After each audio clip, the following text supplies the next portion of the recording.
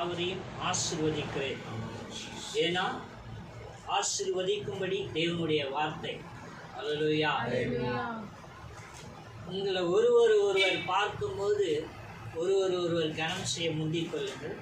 ஒருவரை ஒருவர் ஆசீர்வதிகள் வேணும் சொல்லுங்கள். அல்லேலூயா. இன்னைக்கு நம்ம பார்க்க போகிறது, எடுத்து வாசிங்க 2 ராஜாக்கள் 20ஆம் அதிகாரம் 1 to 3 வரைக்கும் வாசி.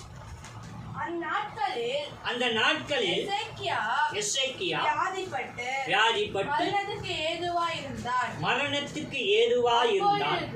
அப்பொழுது ஆமோத்தின் குமாரனாகிய ஏசாயா என்னும் தீர்க்கதரிசி அவனிடத்தில் வந்து அவனை நோக்கி உமது வீட்டு காரியத்தை ஒழுங்குபடுத்தும், நீ பிழைக்க மாட்டீ போவீர் என்று கர்த்தர் சொல்லுகிறார் என்றார்.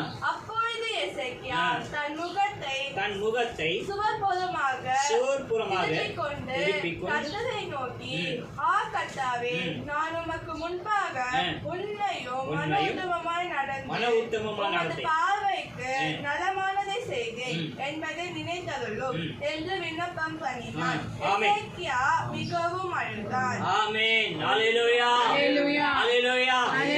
தேவனுடைய வார்த்தை இங்கே பார்க்கிறோம். அந்த நாட்களே எசேக்கியா வியாதிப்பட்டு மரணப்படுக்கை, அதாவது மரணத்துக்கு ஏதுவாய் இருந்தானாம். சாக போகிற நிலைமையில் நின்றானாம். அல்லேலூயா. தீர்க்கதரிசி வந்து சொல்றா, உன் வீட்டு காரியங்களை ஒழுங்குபடுத்து, நீ மரித்து போக போற, செத்து போக போற அப்படின்னு சொல்ற. இவன் அதுக்கு எந்த பதிலும் ரிப்ளைவும் கொடுக்கல. ஆனா இந்த வார்த்தையை கேட்ட உடனே அவன் செவர் பக்கமா திரும்பி, அல்லேலூயா, செவர் பக்கமா திரும்பி ஆண்டவரே குறித்து சொல்றான், உமது பார்வைக்கு நான் செம்மையா செஞ்சேன் என்று உத்தம இதயத்தோடு நான் நடந்து கொண்டேன் என்று சொல்லி நீர் அறிவீர். உமக்கு நலமானதை என்ன செய்யும், எனக்கு செய்யும். அல்லேலூயா. அல்லேலூயா. எனக்கு ஜீவனை தாங்க, அதை செய்யுங்க, இதை செய்யுங்க, நான் இதை பண்ணனேன் அதை பண்ணனேன், அளப்பவே இல்லை அவன். அல்லேலூயா. ஏன்னா அவனுடைய நீதி அவனுக்கு தெரியும். அல்லேலூயா. அவன் நீதி அவனுக்கு தெரியும், அவன் எப்படி வாழ்ந்தான்னு. அந்த நீதியை தேவனிடத்துல முறையிட்டான். ஆண்டவரே, நான் எப்படி உத்தம மனதோடு வாழ்ந்தேன்னு சொல்லி உமக்கு தெரியும். அல்லேலூயா. அதனாலதான் சொல்லுகிறது, விசுவாசிக்கிறவன் பதறான். அல்லேலூயா. விசுவாசம் உள்ளவன் பதற மாட்டானா, பயப்பட மாட்டானா. அல்லேலூயா. இந்த எசேக்கியா எப்படிப்பட்டவன், எதனால் இந்த வார்த்தை இவனுக்கு உண்டாயிச்சு? கீழே வாசிங்களேன்.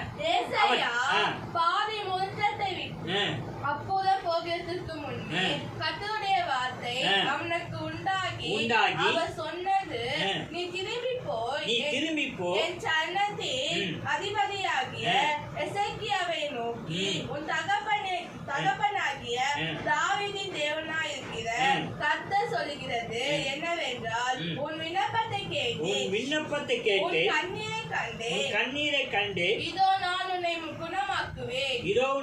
உன்னை குணமாக்குவேன். 3ஆம் நாளிலே நீ கர்த்தருடைய ஆலயத்துக்கு போவாய். உன் ஆட்களோடு 15 வருஷங்களை கூட்டுவேன். உன்னையும் இந்த நகரத்தையும் அசரியா ராஜாவின் கைக்கு தப்புவித்து என் நிமித்தமும் என் தாசனாகிய தாவீது நிமித்தமும் இந்த நகரத்துக்கு ஆதரவா இருப்பேன் என்று சொல்லு. ஆமென். அல்லேலூயா. இவன் செவர் பக்கமா திரும்பி கேட்ட ஒரே வார்த்தை, என் உத்தமத்தை நீ அறிந்திருக்கிறீர், உமக்கு செம்மையானதை எனக்கு செய்தார்கள் அப்படின்னு தான் கேட்டான். இங்க கீழே வசனம் சொல்லுது, முக்குக்கு பாதி தூரம், அதாவது ஒரு தெருவுடைய பாதி தூரம் கூட போலையா, 10 தெரு இருக்குல்ல, அந்த இதுல இருந்து அது வரைக்கும் அதுல பாதி தூரத்துக்கு, அந்த முக்கு பாதி தூரத்துக்கு கூட போலையா. அல்லேலூயா. முனைக்கு முன்னாடி பாதி தூரம் போலையா. தேவனுடைய வார்த்தை உடனே வருதான், நீ நீ போய் என் ஜனத்தை ஆளுகிற, அழகா சொல்றாரு பாருங்க, ஆளுகிற. அல்லேலூயா. எசேக்கியாவுக்கு இடத்துல சொல்லுன்றார். அல்லேலூயா. என்ன சொல்லு? உன் ஆயுசு நாட்களை 15 வருஷம் கூட்டி கொடுத்துட்டேன், 3 நாளை நீ சுகமாயி ஆலயத்துக்கு போவாய் என்பதை நினைச்சு கொள்ளுனர். அந்த உறுதி படுத்தினார். அல்லேலூயா. ஏன் இவன் பண்ணின அந்த ஜெபத்துக்கு அப்படியான ஒரு பதில்? ஏன் அப்படின்னா, நம்ம எடுத்து வாசிப்போமே. அல்லேலூயா. அதுல 18ஆம் அதிகாரத்துல 1ல இருந்து 7 வரைக்கும் வாசி. இஸ்ரவேலின் ராஜாவாகிய ஏலாவின் குமாரன் ஓசையாவின் 3ஆம் வருஷத்திலே ஆகாஸ் என்னும் யூதாவுடைய ராஜாவின் குமாரனாகிய எசேக்கியா ராஜாவானான். எசேக்கியா ராஜாவானான். அவன் ராஜாவா இருக்கும்போது 25 வயதுள்ளவனாய் இருந்தான். எருசலேமிலே 29 வருஷம் அரசாண்டான். சகரியாவின் குமாரத்தியாகிய அவன் தாயின் பேர் ஆபி. அவன் தன் தகப்பனாகிய தாவீது செய்தபடியெல்லாம் கர்த்தரின் பார்வைக்கு செம்மையானதை செய்தான். அவன் மேடைகளை அகற்றி சீலைகளை தகர்த்து விக்கிர தோப்புகளை வெட்டி மோசே பண்ணியிருந்த வெண்கால சர்ப்பத்தை உடைத்து போட்டான். அந்நாட்கள் மட்டும் இஸ்ரவேல் புத்திரர் அதற்கு தூபம் காட்டி வந்தார்கள். அதற்கு நிகுஸ்தான் என்று பெயரிட்டான். அவன் இஸ்ரவேலின் தேவனாகிய கர்த்தரின் மேல் வைத்த நம்பிக்கையிலே அவனுக்கு முன்னும் இருந்த யூதாவின் ராஜாக்களில் எல்லாம் அவனை போல் ஒருவனும் இழந்ததில்லை. அவன் கர்த்தரை விட்டு பின்வாங்காமல் அவரை சார்ந்திருந்து கர்த்தர் மோசேக்கு கற்பித்த அவருடைய கற்பனைகளை கை கொண்டு நடந்தார். ஆகையால் கர்த்தர் அவனோடு இருந்தார். அவன் போகிற விடம் எங்கும் அவனுக்கு அனுகூலமாயிற்று. அவன் அசரியா ராஜாவை சேவிக்காமல் அவன் அதிகாரத்தை தள்ளிவிட்டான். அல்லேலூயா. அவன் செஞ்சது என்ன அப்படின்னா, அவனை அரசால ராஜாவா ஆக்கின உடனே விக்கிர தோப்புகளையும் மேடுகளையும் விக்கிரங்களையும் தைத்து தள்ளினான். அல்லேலூயா. தேவனுடைய வசனம் சொல்லுகிறது, முற்தகப்பன் ஆகிய தாவீது பார்வை எப்படி இருந்ததோ அப்படியே இவனுடைய பார்வையும் வைராக்கியத்தோடு இருந்தான். அல்லேலூயா. அல்லேலூயா. அவனுடைய அந்த வைராக்கியம் பாருங்க, அவன் கர்த்தர் மேல் வைத்திருந்த நம்பிக்கை நிமித்தம் அப்படி செஞ்சானா. அல்லேலூயா. கர்த்தர் மேல் வைத்திருந்த நம்பிக்கை மட்டும் அப்படி செஞ்சானா.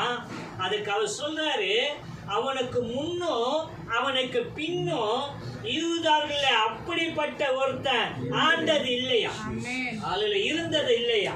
அவ்வளவு வைராக்கியமா தேவன் தெரிந்து கொண்டான். அல்லேலூயா. அல்லேலூயா. அவன் அப்படிப்பட்ட வைராக்கியம் உள்ளவன் கேட்கணுமா? கேட்காமே செய்கிற தேவன். அல்லேலூயா. அதனாலதான் அந்த ஏசாயா வந்து தீர்க்க தரிசனத்துல சொல்றான், நீ மரித்து போகிற 3 நாள்ல நீ உன்னுடைய காரியங்களை ஒழுங்குபடுத்தி நீ செத்து போயிடுவ அப்படின்றான். அல்லேலூயா. இவன் பயப்படல, அவிசுவாசப்படல. ஏன்னா தேவனுடைய வார்த்தை சொல்றது, கர்த்தர் மேல் நம்பிக்கையாயிருந்தான். அல்லேலூயா. அந்த நம்பிக்கை. அல்லேலூயா.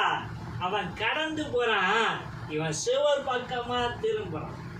இடத்தை தெரியலங்க, ஒரு அறைக்கு போல. அல்லேலூயா. அந்த இடத்துல இந்த வசனம் அப்படிதான், செவர் பக்கமா திரும்பி தேவனை நோக்கி 2 வார்த்தை, நான் உத்தம இதயத்தோடு நடந்தேன்டு உமக்கு தெரிய ஆண்டவரே, அதனால என் ஜீவனை தாங்கன்னு கேட்டு. அல்லேலூயா. அது பார்வைக்கு நலமானதை எனக்கு செய். அல்லேலூயா. எசேக்கியாவுக்கு தேவன் செய்த காரியம், அவனை சுகம் தந்தார் என்று நம்ம பார்க்கிறோம். நமக்கே இப்படிப்பட்ட காரியம் என்று சொன்னால் நமக்கு எசேக்கியாவுக்கு இருந்த வைராக்கியம் இருப்பதில்லை. அல்லேலூயா. தேவன் மேல் இருந்த நம்பிக்கை இருப்பதில்லை. சின்ன சின்ன காற்றுக்கும் கடலுக்கும் பயப்படுகிறோமே, சின்ன ஒரு விஷயம் வந்தா தேவனுக்கு கீழ்ப்படுகிறதை மறந்து போகிறனே. அல்லேலூயா. அப்படின்னா தேவன் பெரிய காரியங்களை உன்னை கொண்டு செய்ய காத்திருக்கும் போது உன்னிடத்துல அதுக்கான நம்பிக்கை இல்லை என்று சொன்னால், அல்லேலூயா, எப்படி தேவன் உன்னை பயன்படுத்த முடியும்? அல்லேலூயா. நம்மளுடைய பார்வையில வித்தியாசப்படுங்க. அல்லேலூயா. என்னுடைய பார்வையில என்னை குறித்த வித்தியாசம் இருந்தது. தேவன் முழு நேரம் ஊழியத்துக்கென்று என்னை அழைக்கும் போதோ, தேவன் ஊழியத்துக்கென்று என்னை தெரிந்து கொள்ளும் போது எனக்கு நம்பிக்கை இல்லை, விசுவாசம் இல்லை. ஏன்னா எனக்கு படிப்பு தெரியாது, இந்த வேதம் எப்படிப்பட்டதுன்னு எனக்கு தெரியாது, வாசித்து பழக்கம் இல்லை, முறைத்து பார்த்த நாட்கள் உண்டு. ஆனால் சில இடத்துல என்னை அடையாளப்படுத்தினார். அல்லேலூயா. நான் தெரு பிரசங்கத்தில் நம்ம ஊழியக்காரங்களோட கடந்து போவோம், தம்பிக்கெல்லாம் தெரியும். கடந்து போகும்போது ஒரு இடத்துல கொஞ்ச நாள் நாங்கள் அவங்களோடு பேசுகிறத ரிப்ளை பண்ணி பேசிக்கிட்டே இருந்தோம். அவங்க சொல்லுவாங்க, அதை நாங்கள் சின்ன பசங்க வாலிப பிள்ளைங்க சவுண்டாக சொல்லுவோம். அவங்க மெதுவாக சொல்கிறத நாங்கள் சவுண்டாக சொல்லுவோம். சார்லஸ் ஒரு பகுதி வருவார், ஆளுக்கு ஒரு திசையில் நின்று சொல்லுவோம் ஒரே வார்த்தையை, 2 பேர். ஏன்னா 3-4 முக்கு இருக்கும், 4 பக்கம் போகணுன்ட்டு. அந்த மாதிரி சொல்லிட்டு இருந்த எங்கள் வாழ்க்கையில் திடீர்னு இங்கே நம்ம பேசன் பிரிட்ஜிக்கு அந்த ரயில்வே கேட் இருக்குல்ல, அது பக்கத்தில் உள்ள பவர் லைனும் ஏதோ ஒரு ஏரியா வரும். அந்த ஏரியாவில் திடீர்னு ஒரு நாள் அன்னைக்கு செவ்வாய்க்கிழமை புதன்கிழமைன்னு நினைக்கிறாங்க, ஊழியக்காரங்க நீங்கள் பேசு பிரதர், நீங்கள் பேசுங்க அப்படின்ட்டாங்க. எனக்கு ஒன்றுமே புரியல.